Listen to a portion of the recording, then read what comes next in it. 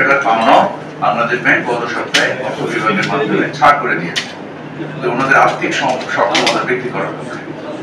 এবং আমরা এই চাহিদা তৈরি করার ক্ষেত্রে আমরা আন্তর্জাতিক বাজারে কাঁচা চামড়া অথবা ওয়েট ব্লু চামড়া সাময়িক ভাবে যেটা বাংলাদেশ থেকে রপ্তানি নিষিদ্ধ তালিকায় ছিল এই নিষিদ্ধ তালিকা থেকে আমরা তুলে নিচ্ছি সো দ্যাট ইন্টারন্যাশনাল মার্কেটে সরাসরি স্থানীয় বাজারে কি মূল্য পাওয়া না যায় যদি চেষ্টা করেন যেন আন্তর্জাতিক বাজারে সরাসরি তুলে দিতে পারে।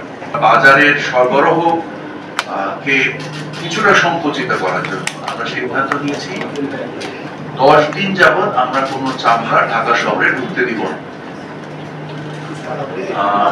এই সকল ব্যবস্থাপনার মাধ্যমে আমরা আশা করি বাজারে চামড়ার মূল্য বৃদ্ধি পাবে। এই চামড়ার যারা হকদার এটি তারা ন্যায্য মূল্য পাবে।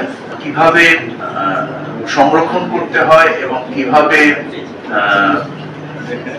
চামড়া মানে প্রসেস করতে হয় সেটাকে আমরা শেখানোর চেষ্টা করেছি।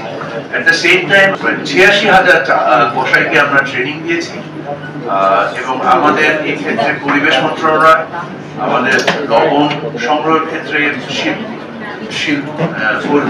পানি সম্পদ মন্ত্রণালয়, পরিবেশ মন্ত্রণালয়, প্রাণী সম্পদ মন্ত্রণালয় এবং শিল্প মন্ত্রণালয় লবণ যোগানের ক্ষেত্রে আমাদের সকলকেই সহযোগিতা করেছে এবং আমরা সকলে মিলে আমাদের এই প্রচেষ্টা